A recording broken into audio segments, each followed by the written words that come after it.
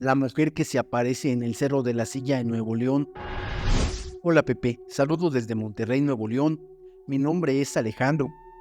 Hace tiempo te envié una experiencia extraña y aterradora sobre una mujer que se aparece en mi trabajo. Muchos años atrás, cuando era joven, corría para un equipo municipal de corredores aquí en Guadalupe, Nuevo León. Tenía 22 años y una excelente condición física. Corría de 8 a 12 kilómetros diarios e incluso subía al Cerro de la Silla, sin importar si llovía o hacía frío. Incluso entrenaba a temperaturas de 4 a 7 grados centígrados. Nada detenía mi entrenamiento, solo quería destacar en las competencias y logré excelentes tiempos en carreras de 10 y 15 kilómetros. Entrenaba duro y para eso visitaba el Cerro de la Silla de 2 a 3 veces por semana. Un día salí de casa preparado para subir al cerro y desde el principio comencé a trotar. Después de algunas cuadras, antes de terminar mi trote, descansaba un poco y me preparaba para enfrentar las pendientes. Al llegar al cerro, comenzaba la subida, ya que es bastante empinado. Al llegar a la altura del Cristo, que es como a la mitad del cerro, me preparé para descender y regresar a casa, pues ya oscurecía y empezaba a soplar el viento, estando a unos 10 grados arriba con un frío penetrante. Mientras descendía por el largo y tedioso camino a casa, ya eran alrededor de las 9 de la noche y vi a una persona con una playera blanca. No lograba alcanzarla. Esa persona bajaba a una gran velocidad. Parecía tener un cuerpo ancho y pesado. Aceleré el paso. Recuerdo que me estaba moviendo rápido, pero aún así no la alcanzaba. Solo podía ver un torso vago y borroso debido a la oscuridad, y no lograba ver claramente su figura. En ese momento recordé el famoso teleférico que solía existir y donde desafortunadamente fallecieron muchas personas. Más adelante juraba que mi paso era rápido, pero no lograba verla. Luego llegué a las cercanías del country y ya no pensé en eso, solo quería descansar y estirar las piernas después de la tensión de la empinada subida del cerro. Llegué a la caseta de vigilancia y no había nadie, ya casi eran las 11 de la noche. En medio del frío y la lluvia, me apoyé en una malla que estaba frente a la caseta para estirar las piernas.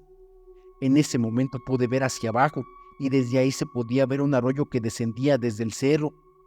Al mirar hacia el arroyo, vi a una joven mujer llorando dentro del agua. Estaba sentada con un vestido blanco abrazando sus piernas. Decidí acercarme para ver si podía ayudarla en algo, pero al llegar a donde estaba, pude ver que no tenía ojos. En su lugar solo había dos orificios oscuros y su rostro angustiado. Fue un momento aterrador que pareció durar una eternidad y salí a toda velocidad de ahí. Al huir corriendo rápidamente, el miedo se fue disipando kilómetros más adelante. En eso recordé algo que había vivido meses atrás, y es que a mi mente llegó un llanto espantoso de una mujer que lloraba afuera de mi casa en épocas cálidas. Pero todo comenzó meses atrás, en un día lluvioso, cuando exploraba el arroyo con mis amigos. Todo iba bien, pero de repente encontré un rosario en las cercanías y lo llevé a mi casa.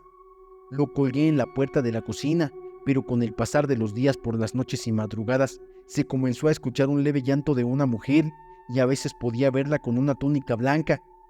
Esto intrigó tanto a mi familia que incluso ya no sabíamos qué hacer. Para este momento, yo no recordaba que había recogido el rosario, pero un día mi madre descubrió el rosario colgando en la puerta de la cocina hacia la calle y me interrogó sobre su origen.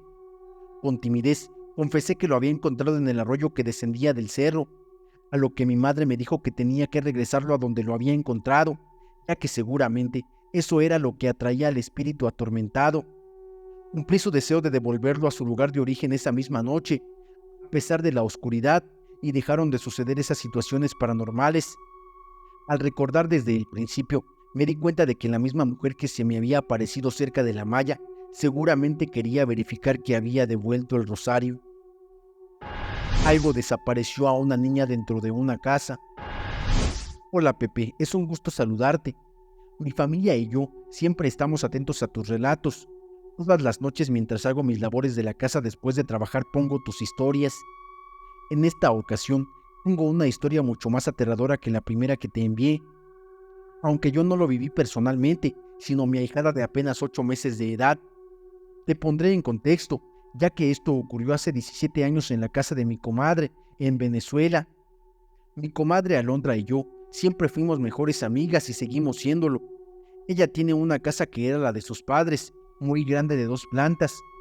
En una esquina desde que éramos niñas pasaban cosas extrañas, ruidos, sombras e incluso apariciones. Sin embargo, no eran eventos frecuentes sino esporádicos. Siempre han tratado de mantener la casa en armonía, con limpias, rezos y demás, para evitar que ocurran esas cosas a lo largo de toda la vida. No hay un motivo claro ni ninguna explicación sobre qué es exactamente lo que hay en esa casa. Siempre les han dicho que tienen muchas entidades, pero no son expulsadas. Simplemente el terreno ya venía con esa carga de energía. Han ocurrido muchas experiencias aterradoras. Por ejemplo, yo jamás voy al baño sola a ninguna parte de esa casa sin compañía. Imagínate a qué grado está eso. Al final, uno trata de no pensar mucho en eso. En mi opinión, la peor de todas fue la que te contaré a continuación. Mi prima tiene 3 hijos, ya son grandes, pero en esa época solo tenía 2, un niño de 4 años y una bebé de apenas 8 o 9 meses, mi ahijada Abril. Abril no caminaba aún, solo gateaba y apenas se podía sostener agarrada de algo. Una noche mi prima llegó a su casa con sus hijos, alrededor de las 10 de la noche. Habían ido a una fiesta y al llegar mi prima se puso a hacer la cena para sus hijos, pero Abril estaba un poco inquieta y solo quería estar en el piso. Como ya era tarde y ya la habían bañado, no quería ponerla en el piso, pero la niña no la dejaba terminar de hacer la cena. Finalmente la dejó ahí, cerca de ella a la vista de su hijo y de mi tía. En un momento en el que volteó a ver hacia Abril no la encontró. Empezó a llamarla y todos en la mesa se levantaron a buscarla, ya que en cuestión de segundos se había perdido de vista. Buscaron por toda la parte de abajo pero no la encontraron. Mi prima empezó a llorar, preguntándose cómo era posible que no la encontraran. Revisaron cada rincón, la cocina, el baño, la sala, el garage, todo, absolutamente todo, pero nada. Desesperada subió las escaleras al segundo piso, a pesar de que la bebé claramente no podía subir.